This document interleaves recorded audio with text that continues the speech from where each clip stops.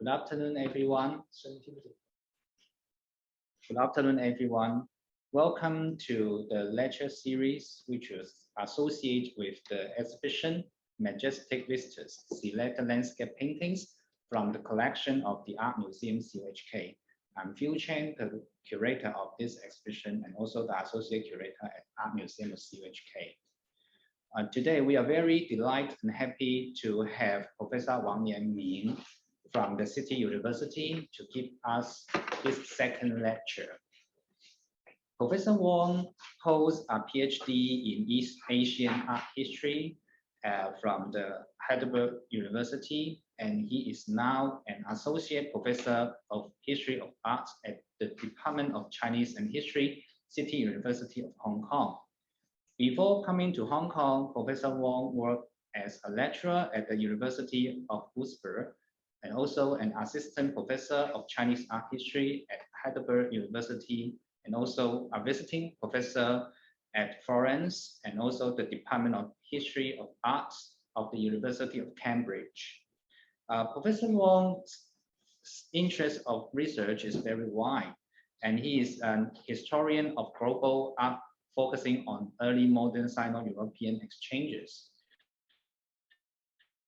Today, he is going to introduce to us some very interesting topic about the landscape of the Qing China. So now I pass the time to Professor Wang. Professor Wang, please. Oh, hello. It looks very interesting. Okay, thank you very much. Thank you, Phil. I appreciate this kind introduction, and thank you for having me here today.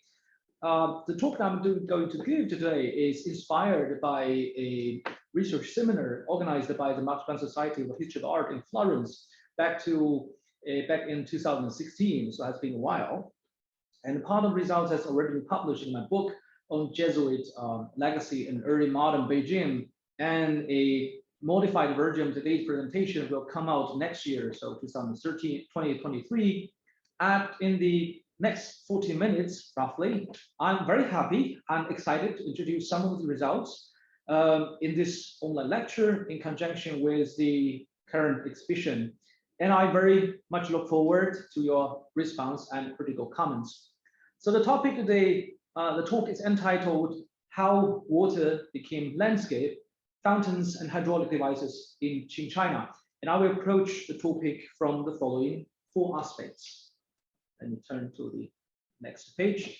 Okay, here we go.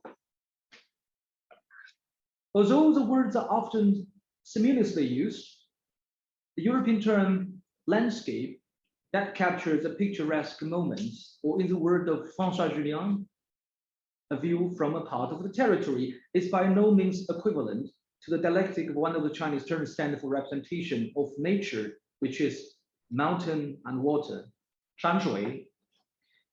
In fact, the mountain water dialectic was not challenged until the 18th century, when European sciences, particularly the integration of linear perspective in landscape painting, entered Chinese frame of reference. Taking water as an example today, my talk attempts to discuss divergence, intersections, intertwined moments between the concept and manifestation of Sino-European so-called landscape, as exemplified in a specific case from the late 18th century.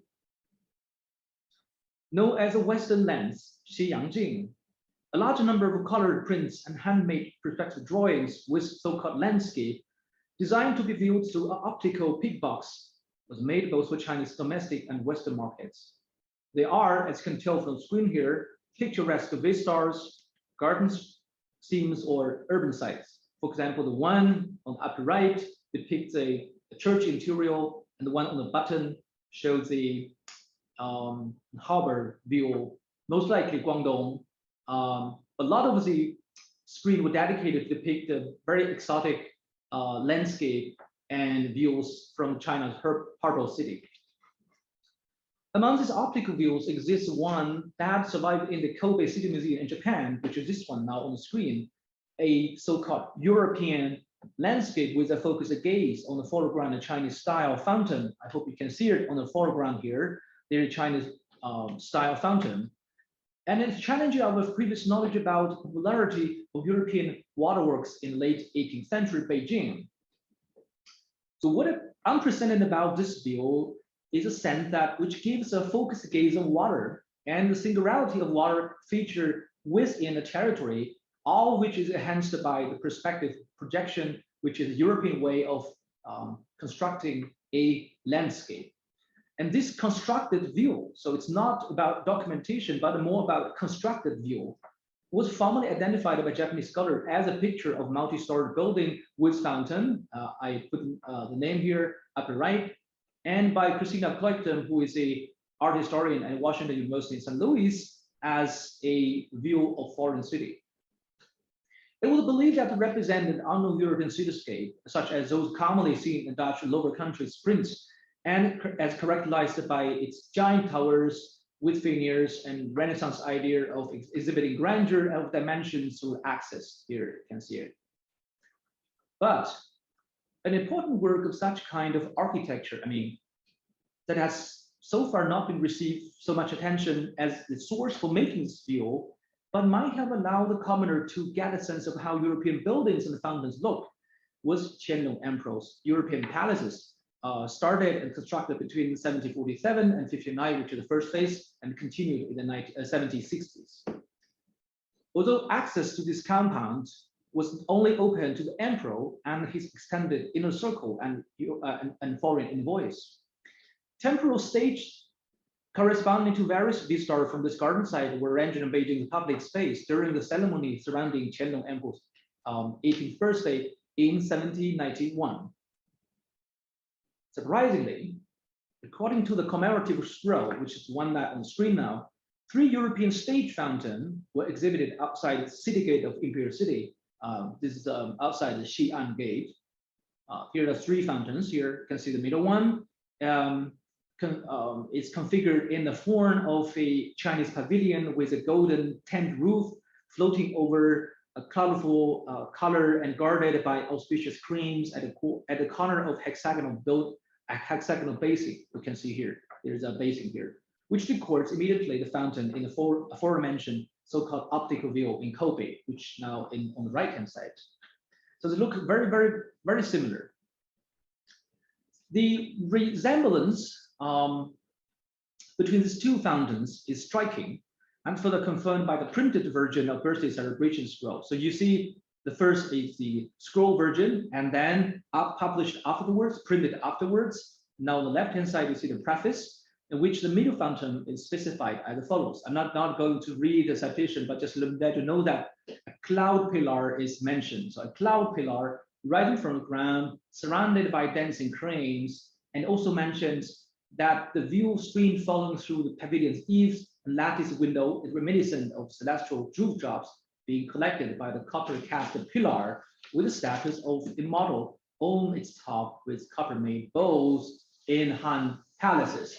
So the description is kind of weird. It says, a copper-cast pillar. What exactly is this? But what's significant about here is the fountain that clearly responds to the idea of auspiciousness and desire for immortality rooted in early Chinese thought. The celestial dewdrops collected by the immortal statue reference the Emperor Wu of Han, which is Han Wudi's Garden of Supreme Forest, Shangling Yuan, in which 2 water devices were constructed for pursuing immortality and auspiciousness. And this reifashioned kind of old idea, Qianlong's stage fountain reifashioned again a kind of old idea from the Han Dynasty. As recorded in the written sources, one device used for collecting rainwater and dewdrops, a statue of an immortal holding a copper mug, was situated on an elevated platform in front of one of the Emperor Wu's palaces called Guoliang Tai. And the wish was that an emperor could become immortal after drinking the collected rainwater and mixed together with the jade scraps. Sounds very interesting, right? And another one, as I put it here on the screen, is a device that consisted of 2 copper dragon spouting water, 铜龙吐水, to the Heiming Pound, 天泉池. Now on the left-hand side, you see this is a column with a copper statue holding a mug to collect the rainwater, and erected by the Qianlong Emperor in the 1771. So date is very important. So in the 1771, Qianlong rebuilt the copper, statue holding a mug, referencing the Emperor Wu in the Han Dynasty. In the Emperor Wu's case, in Han, the control over water, which is held to be a privilege of an earthly ruler, was given a central place, both symbolically and physically, due to its association with the signs and approvals of the heaven. The control of water, dragons, and heavenly powers, these all three symbols that intertwined in early Chinese thought of immortality and emperorship had a persisting impact on the view of the water and were again reconfigured in the political narrative of Qianlong's birthday celebration. They were again noticeably reconstituted through the Europeanized view in the Kobe optical view now on the left-hand side, discussed at the beginning of our lecture today, in which water unprecedentedly became the primary subject of a part of territory, according to François Julien, or what we call landscape, because it's a used kind of perspective projection, a Europeanized way of seeing a part of territory. The landscape, with golden pavilions flashed by celestial roof drops, echoed Emperor Wu's vision of immortal dwelling, now used to express Qianlong's wish for longevity. And the copper dragon echoes auspicious signs of mental rulership. And this amalgamated vision of water became common in the 18th century, as demonstrated by a Guangzhou-made mechanical clock ordered by the Qing court, now the one on the right-hand side, which is a three-dimensional equivalence to the Kobe optical view. Interestingly, so when you look at the structure of the mechanical clock, now on the right-hand side, I found a very interesting description made by a Korean traveler at the beginning of the 19th century. I didn't translate this, but you can tell from the citation here that he precisely described a similar water device, mentioning that this water device was made of gold, and there is a eave and there's a button, and you can see the streams of water. But when you really look at it, when you turn it on, you realize that there is no real water. It's just artificial artworks like this one. So the guy Li Haiying, who traveled to Beijing in 1803, was likely have seen the similar water devices ordered by the Qing court.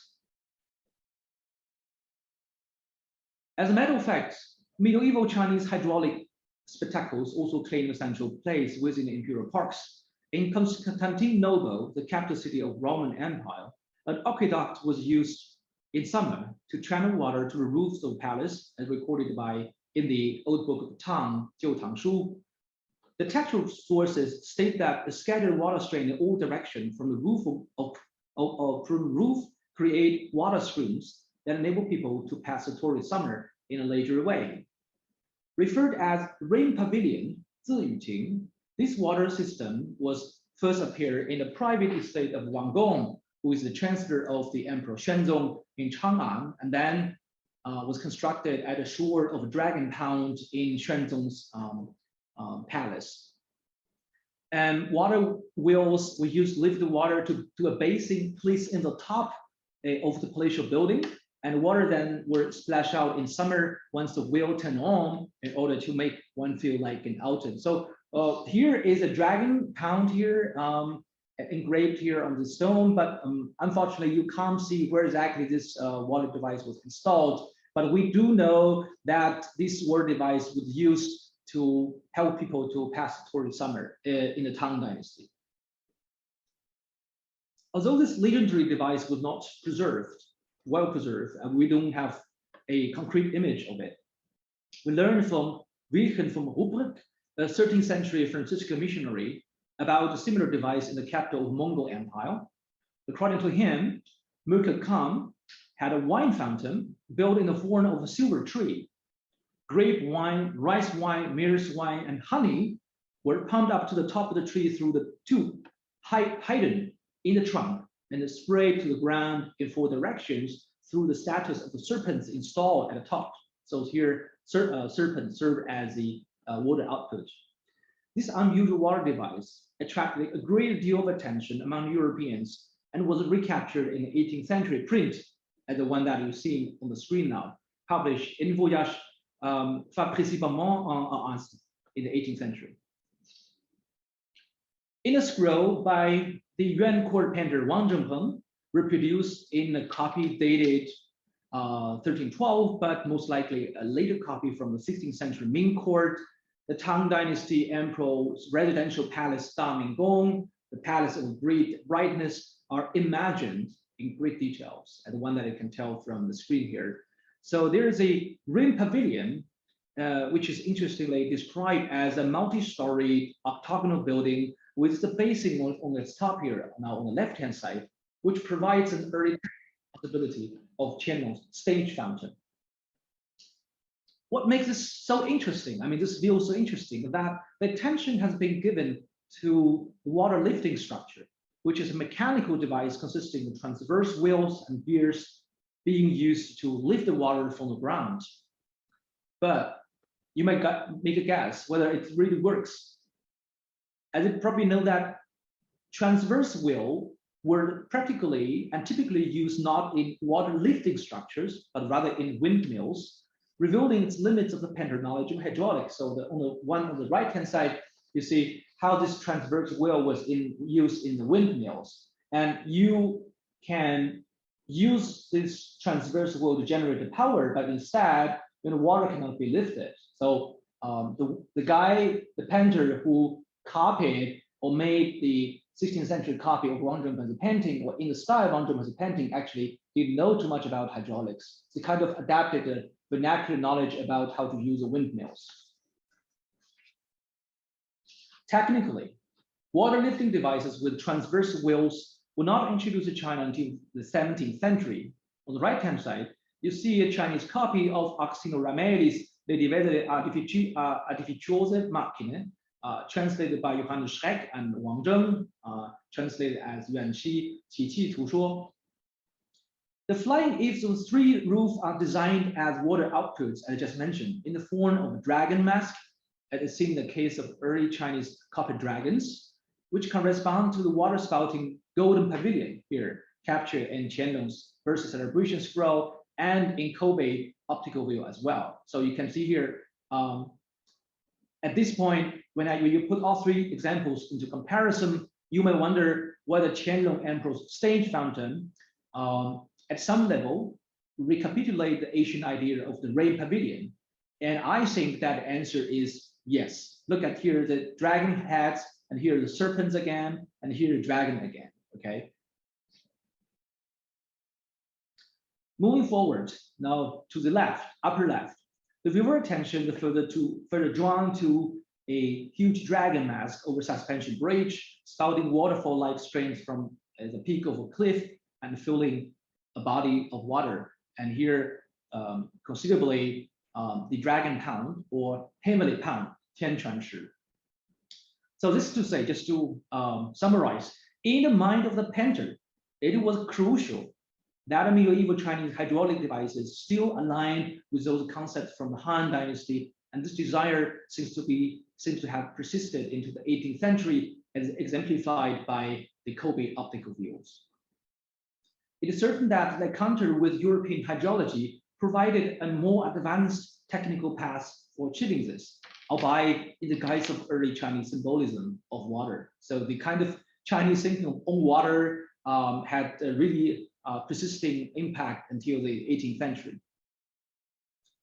As religiously connotated element and integral part of early cosmology, the pictorial representation of water and discourse on its role within nature rarely occurred until the Northern Song Dynasty, in which the principle of representing nature became more and more mature. In this century, however, water still did not achieve a role as an independent subject matter, so you won't see any painting with the representation of water before the Northern Song Dynasty. Of course, one of the famous one was made by Ma Yuan in the Southern Song Dynasty. But its place within landscape, at least in a pictorial sense, I mean, the painting has been well established since the Northern Song. In the most celebrated treatise on landscape painting, Ling Quan Gao Zhi, Lofty Ambition in Forests and Streams by Bo Xi, water has been conceived as a living thing, and mountains become alive because of resistance of water and other subordinate natural elements such as grass, trees, mist, and haze. So there's the yin and yang, visible and invisible. Water can be meaningful and charming, as Guo Xi elaborated, only when a mountain appears. Therefore, two opposites of nature, yin and yang, visible and invisible, are inseparable both in representing nature pictorially and materially. I mean, pictorially is a painting, materially is the reanimated setting, which is the garden design. So this kind of a thinking had a lasting impact on Chinese garden designs, especially those active in Jiangnan region who had access to abundant sources of water. In his Craft of Gardens, Yuan Ye, a milestone in the history of Chinese garden manuals, Jicheng explores ways of using rainwater for creating water landscape by making a mountain stream. Here, you can see here, 瀑布取水, Jian, for example, right? And winding stream, 取水, and waterfall, emphasizing the feeling of delight in nature. Instead of digging a tank on whose top a stone dragon head was used to spread water like 统龙吐水, but in his view, it's vulgar. So this kind of a 统龙吐水, digging a tank with a dragon head, is vulgar according to Jicheng, and unacceptable for literary taste, he said. And Jicheng recommended a new way of making a waterfall, which give a garden visitor the sense of actually being in nature. So he said, nature is important, way much important than artificially made works. Unlike the rain pavilion, Jicheng's waterfall did not include any water living devices, but simply an aqueduct and a gravity-driven fountain, which require a tank installed on top of rockery that need to be filled manually by servants in order to make the illusion of natural scenery, which you can see the one that on the right-hand side preserved in Tianyige Library in Ningbo. This is a tank that's used to channel the water. As opposed to his conventional literary taste that emphasized water's natural delight, Wang a wealthy Huizhou merchant, managed to erect the water device within his private estate, which presented a completely different way of positioning and incorporating water into tank nature. As documented by this scroll, one can see an enclosed garden yard, courtyard built on an elevated platform. Here it's elevated. You can see the staircase in which a device gushing the jet water is installed, known as spring gushing to haven, 冲天泉. The water jet shoots out from the mouth of from the dragonfish, which is nice son of the dragon, and at the same time water god, a preventer of fire disaster, and an object worship in Emperor Wudi's Woliangtai, as palace of Cyprus being in Han Dynasty. You see the reference here, right? But it's difficult to tell whether Wang Tingne, who claimed to have a close relationship with the Jesuit missionary Matteo Ricci in the Ming Dynasty, was really inspired by European hydraulic treatise for designing such kind of things. Maybe not, we don't know. But according to Lin Lijiang, who is a professor at the National Taiwan Normal University, they never met. Wang Tingne and Matteo Ricci, they never met in Jiangnan area. But the elevated ground, which is here, it's elevated, right? Suggests that the spring water was most likely lifted, not fed by aquifer. So it's lifted using kind of water device. And his fountain indicate great interest in observing the movement of pumped water, recreate Emperor Wu's water device on a much smaller scale. Now you're not seeing here in the dragon pound, but here in a private estate. Although the dragon has replaced by dragonfish here, the desire for immortality, authority, and wealth remain unchanged.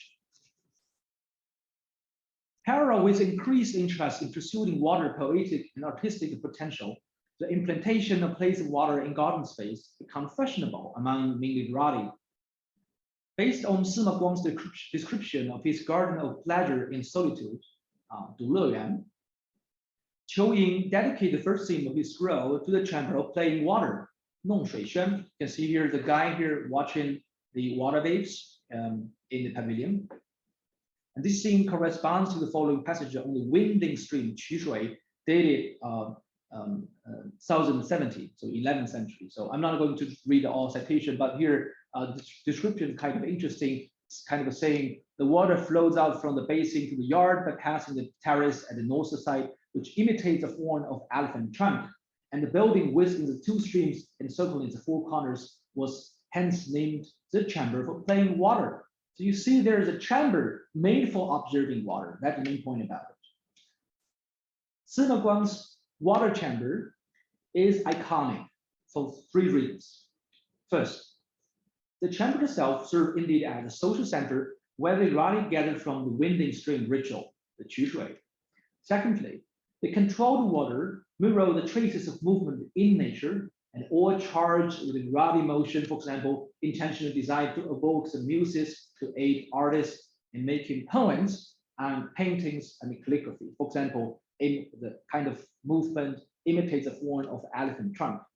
And third, there is a pavilion was specifically designed and erected for the solemn purposes of observing the beautiful place of water, which established the water as a type of garden landscape to be viewed and emotionally experienced as a single Qing. But you have to pay attention to it. It's translated as seeing the Qing, or according to my friend Stephen Wickman, Qing can be translated as a scenic spot or scenic view. But scenic view and scenic spot or Qing is not equivalent to the European idea of landscape. It's not landscape.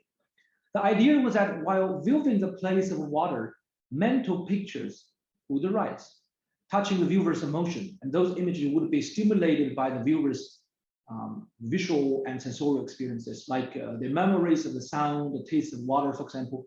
And this fashion paralleled the movement of the Ming Dynasty grand tours. So people went to travel in the Ming, become more and more fashionable in the Ming Dynasty. And when natural springs gradually became well-visited spectacles and sources of inspiration for pictorial and poetic creation. So now comes the question, what exactly is a Qing and how different from European idea of a landscape?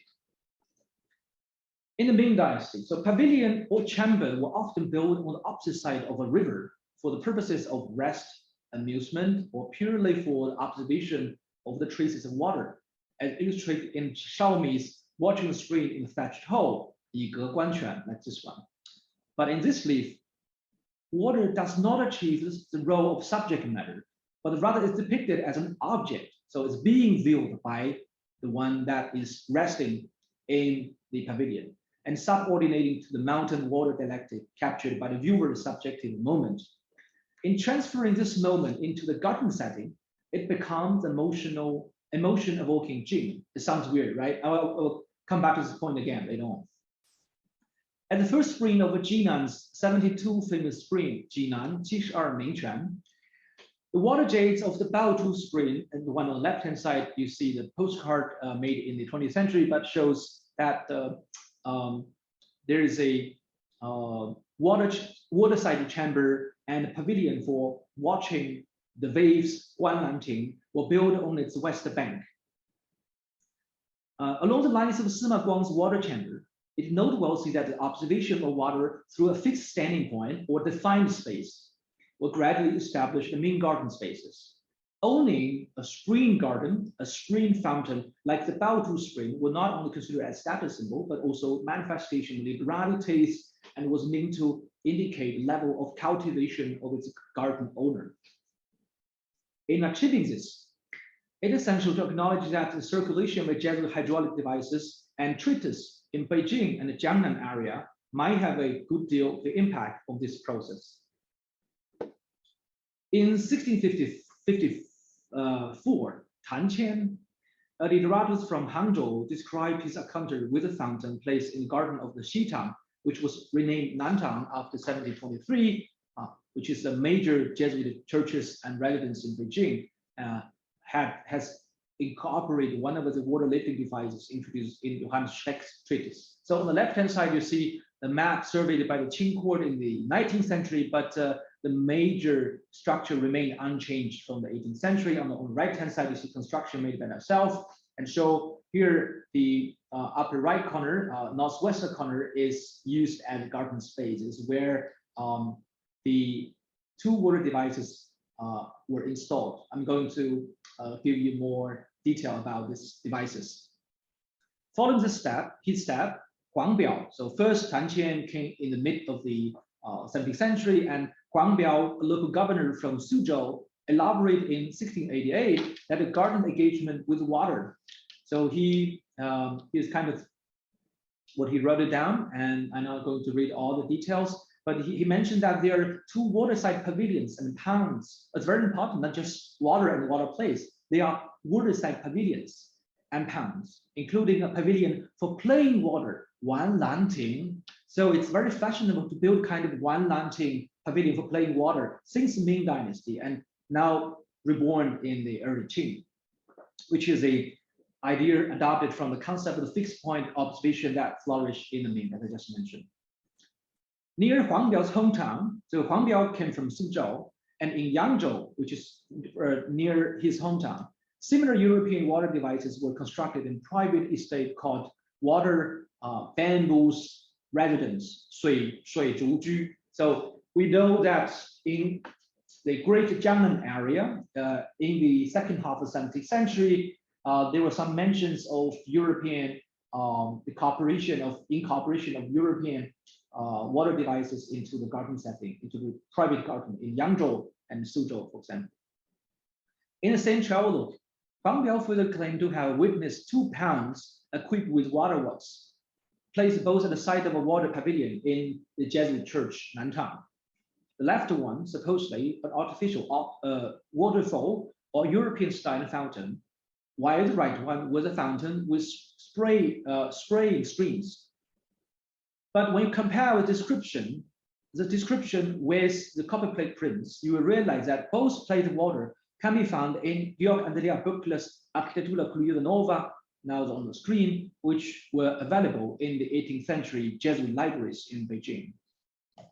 Some of the Böckler's illustrations are known to have been on view in Jesuit residences in Beitang, for example. In 1720, when a Korean traveler named Li Qizhi visited Nantang and Xintang, he described the subject one of these copperplate prints as follows, quote, "One can see rock among the flowers and trees.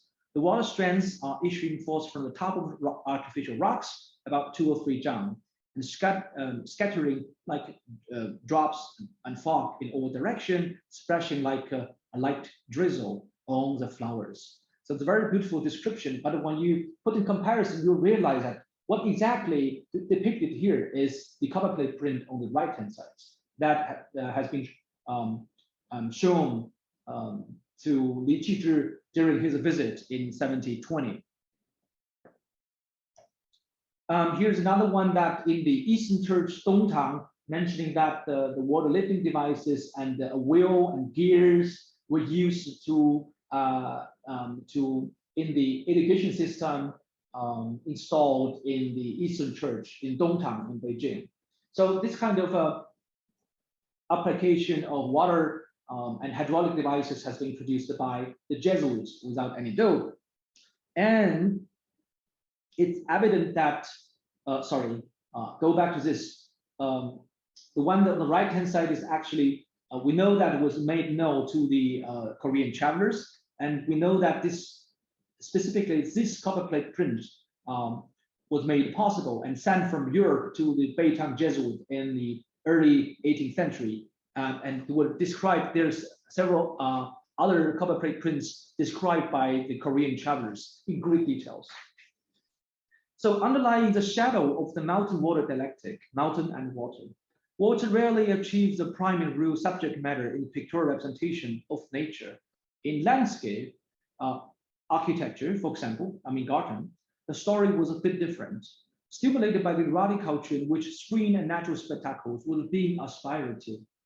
Morphology of water established itself as a key feature of a Qing, which is a picturesque view of a garden landscape, independent from mountains, but embedded into the viewer's mental picture and sensorial experiences.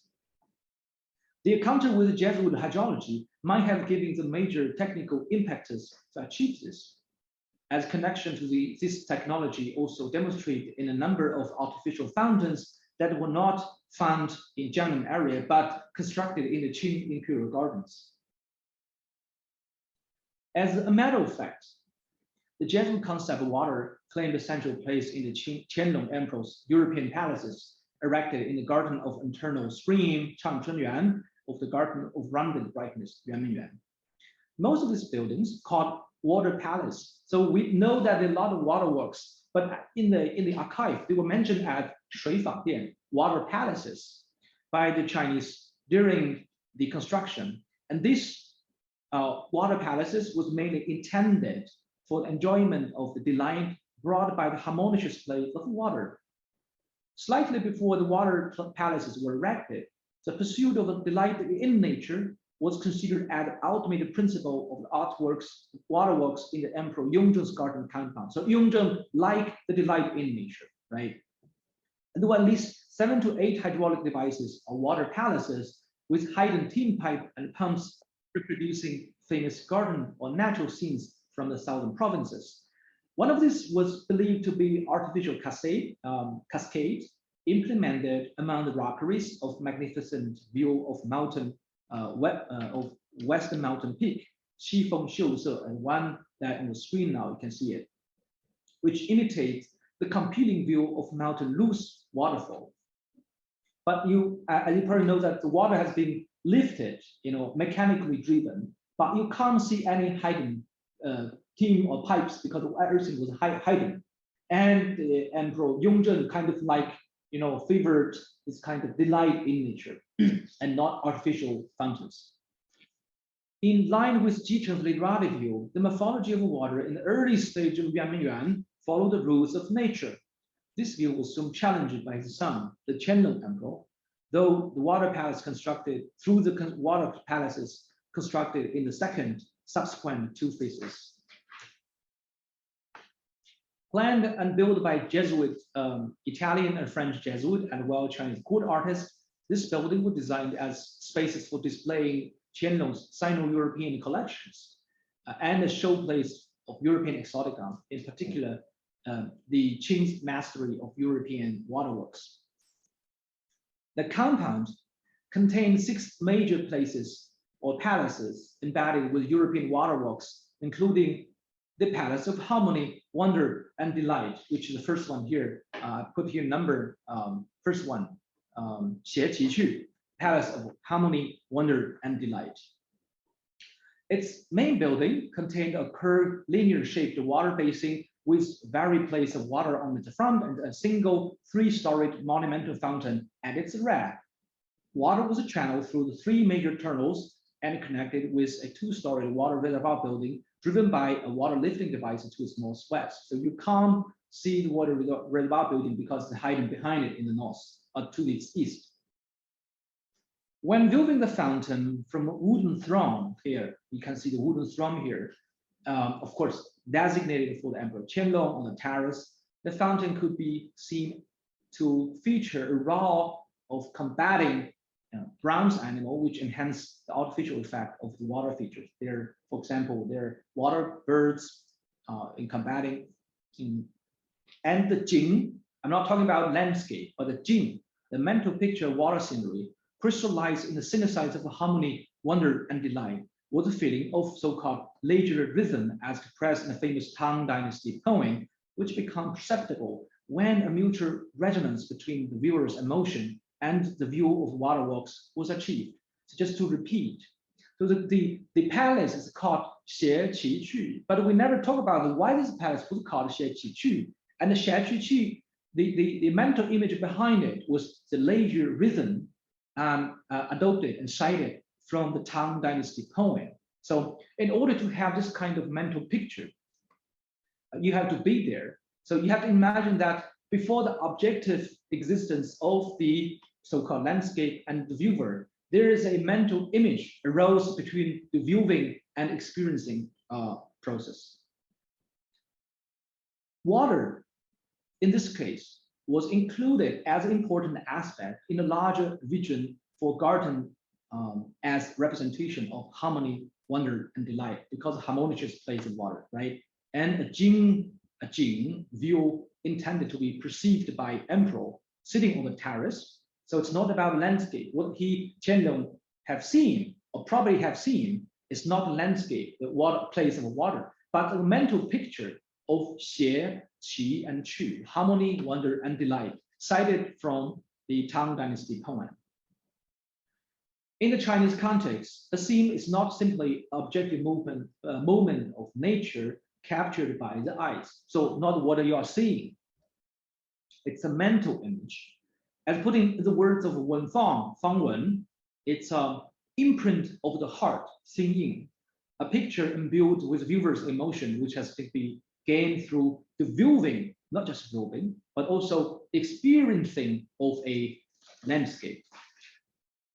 In this case, 40 emotion evoking Qing, there are 40 views occurred in the subjectivity of the emperor as expressed by his poems, because Qianlong wrote 40 poems dedicating to the 40 views in his garden, Lianming Yuan, together with objective existence of landscape. So the 40 poems reflected his 40 mental images with reference to the real landscape.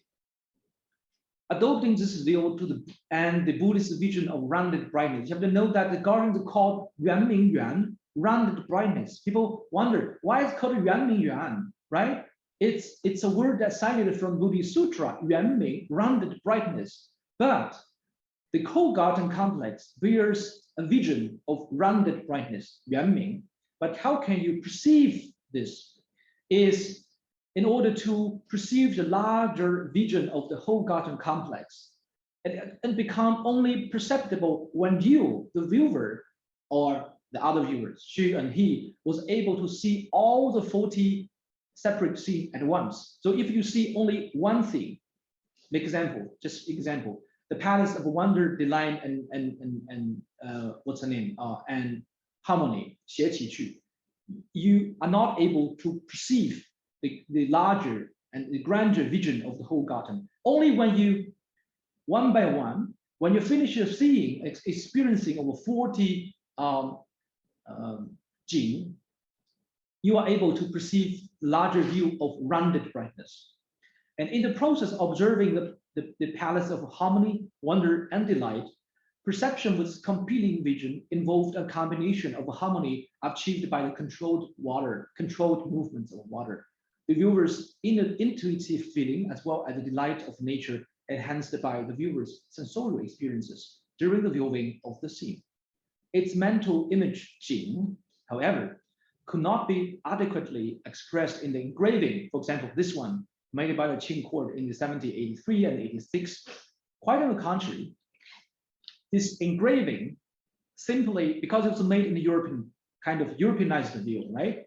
It simply captured a picturesque moment rendered with perspective projection, with a view from the opposite side of the emperor's throne, upon water, just like the fountain in the Kobe optic view become a part of landscape. So it's kind of complicated. What I'm saying here is the engraving here only captures an objective moment, what could be experienced, which means in the European sense, landscape. But the mental image, xie, qi, and chu, is totally gone. You can't see it, right? Because it's European way of representation. In the second phase of European palaces, Xiyanglou, the water became monumental, and at least 3 water complexes was in at least 3 building complexes. Water has been elevated to unreachable heights. The first one is a curved linear basin with 12 cylindrical bronze animals spouting water jets to the center. As you probably know, this one is situated in front of a calm sea palace, Haiyantang, emphasizing its rhythmical and peaceful aspect of the Yellow River, as the name indicates. So the palace, Haiyantang, just not simply name its palace called Haiyantang, but the view has a vision, is the calm sea, which represents rhythmical and peaceful aspect of the Yellow River. So there is a mental image and vision embedded here.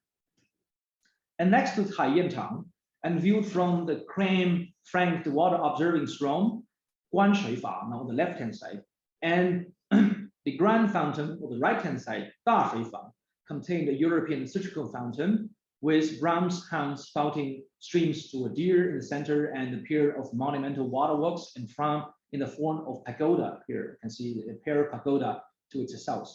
So in the second phase, the only difference is that in the first phase, let's say during the Yongzheng period, right, in the Lianming Yuan, he put great emphasis on delight in nature. And in the early phase, Qianlong kind of like, embedded or add his own mental images to the water scenes. But in the last stage of the European palaces, the Qing vision, Qing, has completely disappeared in compared, for example, to the palace of harmony, water, and delight. There is no Qing. Neither its name nor place of water carry the same level of a vision. It's called, the one on the right-hand side, called 大水法, grand fountain. That's it. There is no mental image. So what is presented here is that water becomes a subject matter of both pictorial and physical representation of a part of the territory, what Julien Francois called landscape. So what you can see here is the landscape, but you see the processual and the progressive process that from the Qing, that delight in nature, to the European way of representing nature, which is a perspective projection of landscape. Although the knowledge of European hydraulics was privileged to the court and the Manchu upper class, using these features as a status symbol to show off their wealth and ability to access European knowledge and curiosity. This waterworks was not unknown to the public, as I have proposed at the beginning of my talk today. Along with other buildings and views from Qianlong Emperor's European palaces, festival stages at this one. So this is not real stage, but festival temporal stages. And temporal buildings and waterworks were arranged to exhibit it in the public space in Beijing, celebrating the emperor's 80th birthday. It's remarkable that all these fountains was made in a similar but not identical form to those in the European palaces, Xiyanglou in Lianming, but further recapitulate an ancient Chinese idea of water. So still, you see, they use the most advanced technology from Europe, but still the concept and symbolism has been adopted from the Asian China.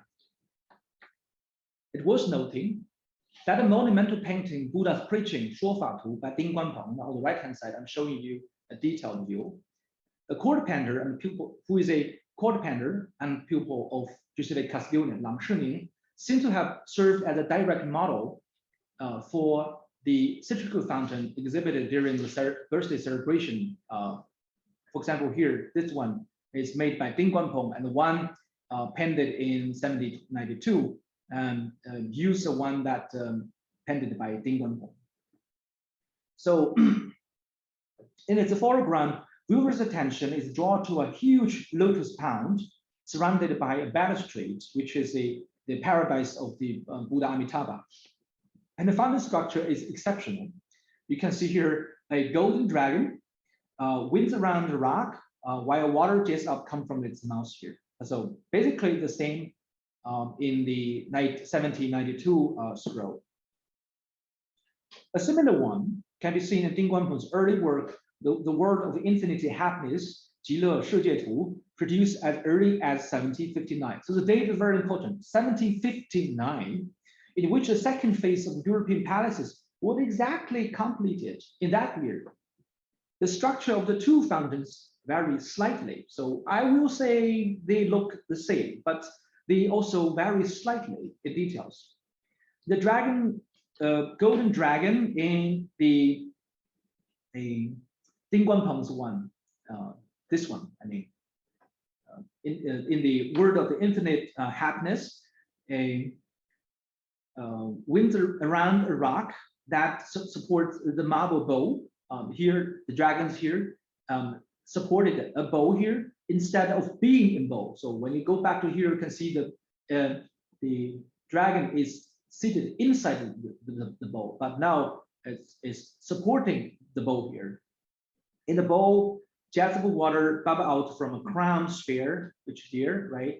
and which probably symbolize the suns in the lotus pond of the Buddha Amitabha.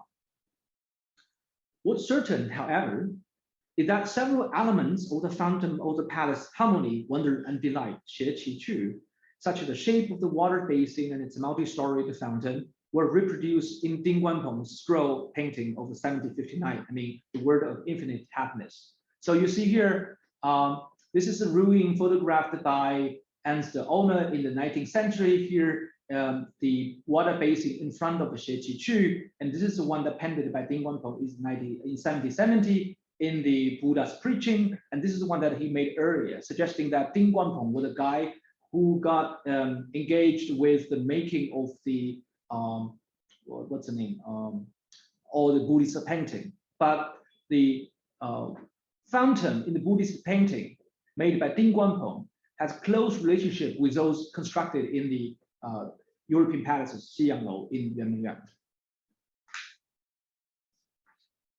Putting the Kobe optic view, which is now on the left-hand side, we started with this one, now in its original context. It's evident that European water features were desired both inside and outside 18th century Qing court, but the popularity was limited since the mastery of this technique and technology involved in making them was a privilege of European-related upper class. They were the emperor, the court, and rich merchants in the Jiangnan area. The celebration of Qianlong's birthday in the public sphere, public space, obviously provided a unique opportunity for the painter who produced the Kobe optical views. For example, as I will suggest, that for example, this is the perspective painting on the west bank of the western, on the bank of the eastern lake, Hudong Xianfa. But what you can see here is not a real cityscape, but was animated by using painted panels to make the perspective projection. So they're all panels, made panels, and layers of panels, just like stage panels. And this was certainly exhibited in outside Xi'an Gate during the 1791 Qianlong's birthday, and you can see here.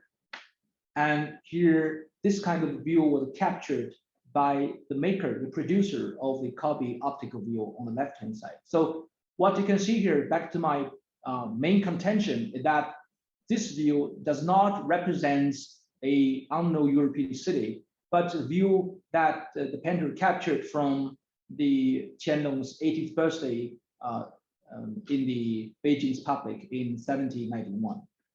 In this view, I mean, the one on the left-hand side, constructed through a European nice view or European eye, the Tao is a Buddhist connotation of water, celestial building, and auspicious animal like cranes, for example, had again been amalgamated into an integrated picture, and that reflects the ever-present wish for auspiciousness and immortality, claiming an important place in the European concept of the landscape, which is a slightly new mode of human interaction with nature that would not have been seen previously, emphasized in the early Chinese thought.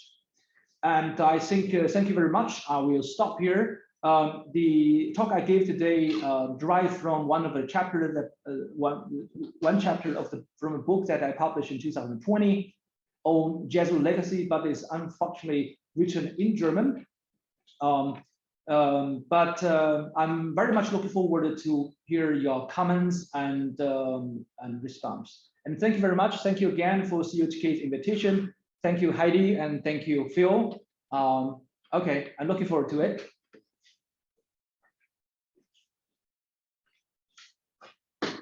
So thank you very much, Professor Wang, for giving us such a very informative and interesting talk, mentioning and introducing about the concept or understanding of landscape or Qing or Shanshui in different contexts. So now I open the time to our audience. If you have any questions, please just type your questions on our chat room board. Thank you. So the first question is, how and why did the Han Chinese literary accept the Western approach in drawing water, which was very different from the traditional sanshua, as you mentioned. Why did Han Chinese Literati accept the Western approach in drawing water? Well, that is a very, very good question. Can you hear me? Can you hear me well? Okay, great. In fact, I would say no, they didn't. But you probably know that one of the famous book published by James Cahill in the 1980 about the 17th century representation of nature. Cahill was kind of saying Dong Jichang's painting, Dong Jichang got in touch with Western missionaries active in Jiangnan area, and like what's the name? Not Wu Zhen, but Gong Xian, for example. One of his painting was inspired by, and Zhang Hong as well, as a professional painter, inspired by the engravings brought by the Jesuit missionary in the Jiangnan area. I mean, he made a sound argument, right? But in fact, when you really look at the social network of Dong Jichang and Matteo Ricci, they actually existed at the same time in the same circle. Dong Jichang knew people that Matteo Ricci knew. They actually were very close. But when you look at the Dong Jichang's diary or posthumously published works or writings, there's no single mention of Matteo Ricci, and vice versa. Matteo Ricci published extensively what he has experienced, who got in touch with him, and what he has seen in China. He never mentioned Dong Jichang. I'm asking why? Because the Western approach in drawing, as you said, but I'm not just saying in drawing water, but in general, drawing, painting, picturing nature, encountered persistence in the literary circle in China. So they don't think that they were, high culture, but they were considered as inferior. In the technical term, they were inferior, and only professional painter like 职业画家, who made painting just for living, like Zhang Hong, he adopted the European and Western approach for picturing the landscape. So you see, in the beginning of the 17th century, it's very controversial. People, particularly literati, didn't pay too much attention on Western approach, but only people like Zhang Hong, who want to sell his paintings, adopted this very novel idea and novel iconography as well. And for example, novel ways by applying perspective, drawing, things like that. So back to your question, I mean, literati as a social group basically refuse to accept the Western approach in the early modern period. I hope I answered the question. But you want to look for some more interactions between Chinese and Western painters, you might want to look at the professional painters. And for example, Zheng Jing as well, right? In the early Qing, Jiao Bingzhen, who came from Shandong province, and in the second half of the 17th century, there are murals applied with European perspective, made for Taimiao, like religion buildings in Shandong, which is still there. There is a MA dissertation written by a student at the National Taiwan University on the perspective drawing made by Jiao Bingzhen student in Shandong province. So you see different kind of receptions. You basically see resistance of the Chinese literati, but on the other hand, professional painter greatly adopted, or let's say entirely adopted, the Western approach to represent the nature. I hope I answered the question. Thank you, Professor Wang. So we'll now go to the second question.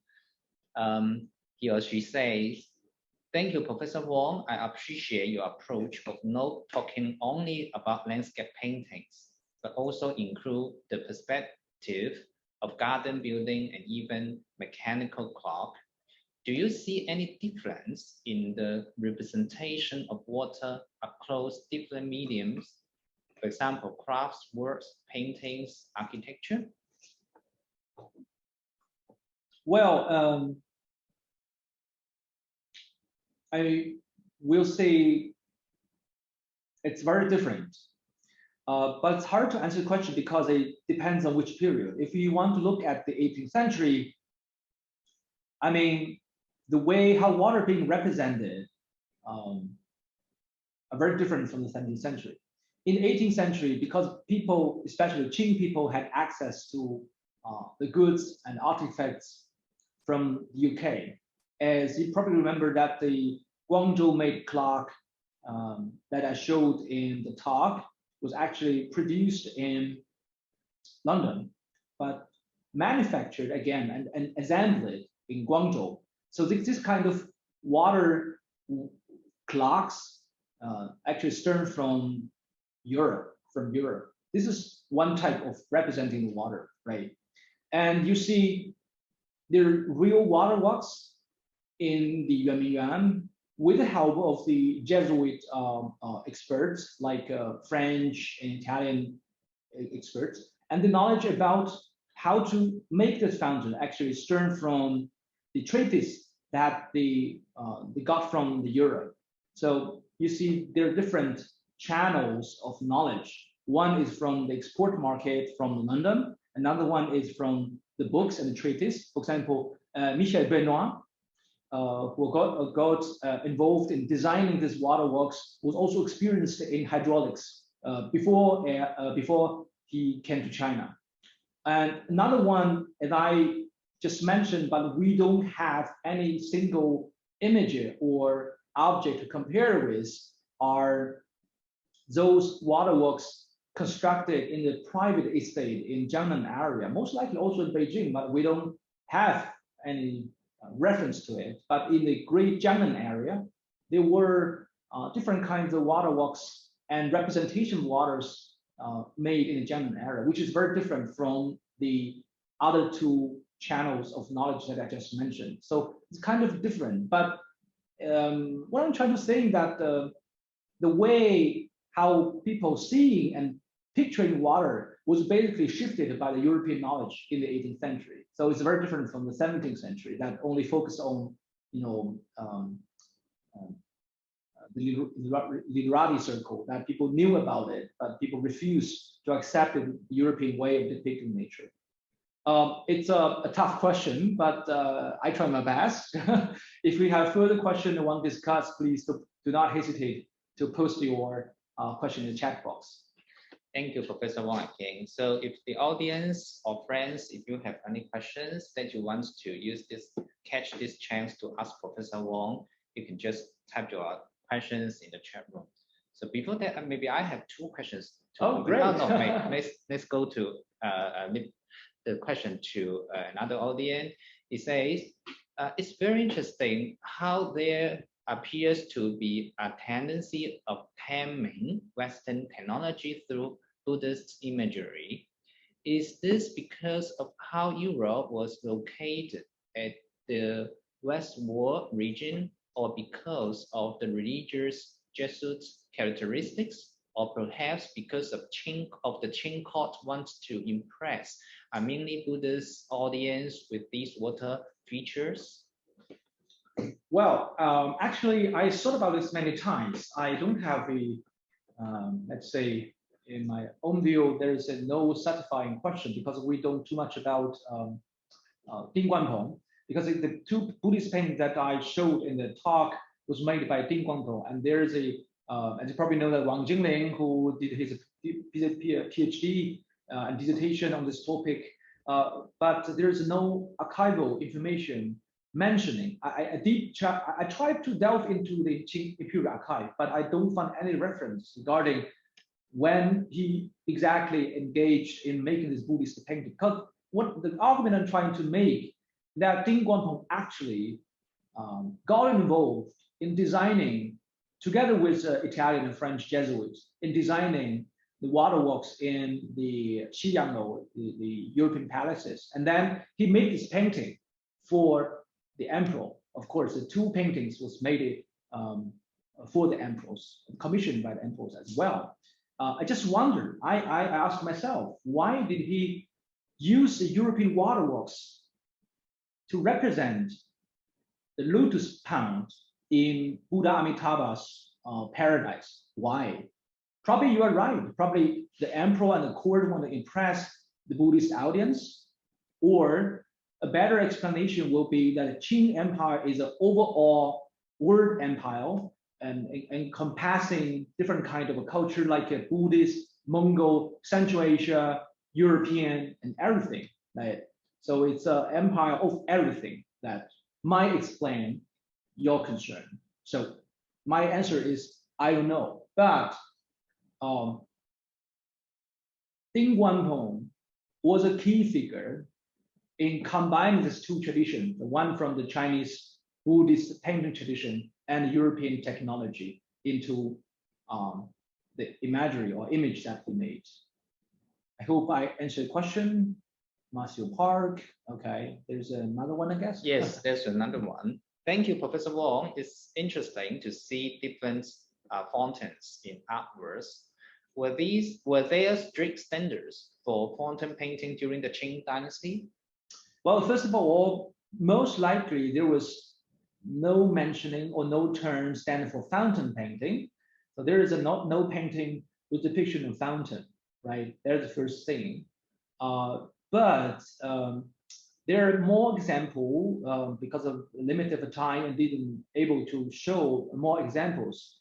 There are some paintings made with references to the European fountains in the Qing court, as well as, if I may, which is very recently found by myself and my friends at the Palace Museum in Beijing, European fountains were also represented on porcelain and export porcelain likely, or exported porcelain to the Netherlands, starting the second half, which is early Qing, second half of the 17th century during the Kangxi period. So there are different kinds of painting and painted surfaces with reference to the European fountains, starting from the second half of the 17th century. But there is no genre of fountain painting occurred in the Qing court. Okay, so maybe let's come to my question. Oh, sure. My question, Professor Wang, you have just mentioned in your PowerPoint that some like Jicheng in Xuanye, they have already know how to make a garden, to build a garden with rocks, especially water is very important. Mm-hmm. They also know how to make the artificial water, some devices or mechanism. Mm-hmm. But in the images that you show to us, mm-hmm. for example, the Lianming Yuan or Dashuba, seems like the fountains, they are always be placed in a Western style architecture, but not a Chinese one. But in the Chinese, they may have the artificial water or man-made water. But as you say, the pipes are all behind. Right. So is that to the traditional Chinese or in the Qing court, they will still consider fountains or something like that is not a part of landscape or scenery. No, it's just kind of devices. Right. So, exactly. So how can you explain? Well, it's exactly the argument that I'm trying to make, that the grand fountain, for example, was not embedded with any kind of mental image as the early stage did, like the Palace of Wonder, Harmony, and what's the name? Xie right? This is kind of a step-by-step development. You see the first step, like Jicheng, people pay great attention on the delight in nature, including not Jicheng, but including the Yongzheng Emperor, right? And the second step is that the European way, the Chinese way of seeing nature and the search, pursuing of delight in nature has been shifted and impacted by European way of seeing. Mm-hmm. That's why some of the Qianlong Emperor's water palaces, Shui Fa Dian, was embedded with mental image like calm seas and Xie Qi Qu. But in the final stage, which is the final stage of development, that all these mental images and the connotation went away, completely went away. Right, exactly. That's just exactly the argument that I'm trying to make. Oh, so what's the to you? So what's the difference between Qing, Shanshui, or landscape? Well, this is exactly what I'm trying to do, is to sort of stimulate debate regarding or accompanying your current show on Majestic Vistas. What exactly is Qing? Back to the very beginning, when Julien François said, of course, many treatises about the European landscape, but I mean, he made a very good summary that landscape in European term is when you look at a part of the territory, whether you can see it. So it has been constructed in a European and scientific way by using optical or mathematical method or device, right? So it's kind of pictorial representation of an objective existence of a part of nature. It's called landscape.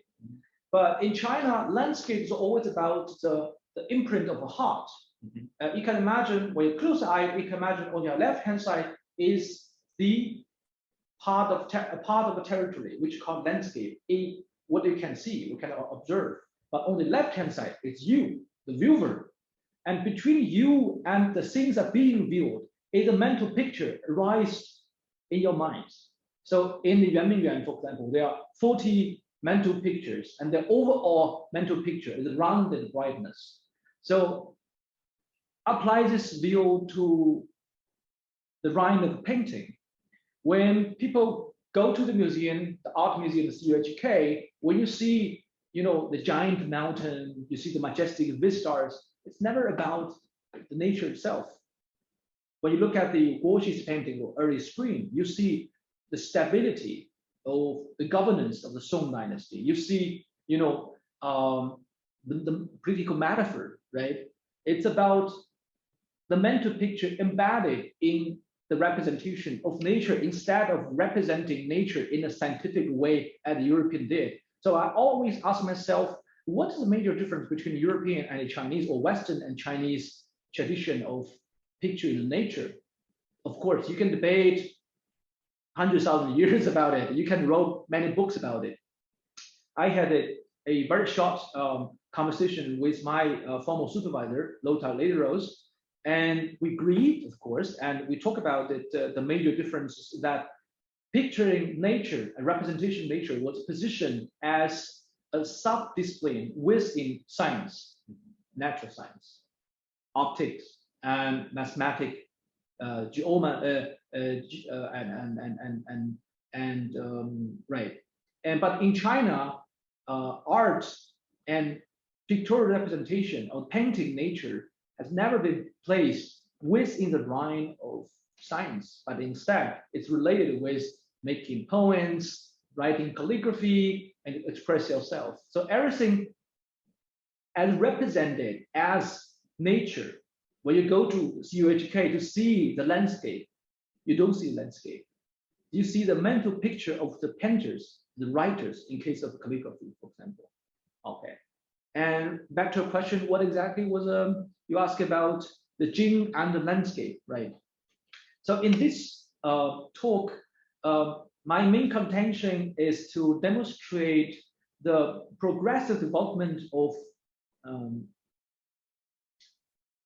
Chinese understanding of nature in the case of water, taking water as a case study, that people, you see in the beginning that all depiction of water was embedded with symbolism as cosmology, dates back from Han Dynasty. And then this kind of thinking persisted into the 18th century in the Qing, when European technology has been introduced to China, but still they rely on this kind of old symbolism from the Han Dynasty. But step by step, during the Qianlong's reign, great progress has been made. Namely, Qianlong kind of accepted this kind of Europeanized view, of waterworks in front of the Grand Fountain, Da Shui Fa. There's a no mental image. He doesn't want something Chinese. But in front of it, he set up kind of terrace or chair, throne, is sitting there and just watching the beautiful place of water. So this is the final stage or the major point, major moment when Chinese symbolism of water has been shifted and impacted by or stimulated by the European way of seeing the nature. I hope I partially answered the question. Yes, you explained very clearly and very detailedly. Thank you very much, Professor Thank you. Wang. So, are there any other questions from the audience? Let's see.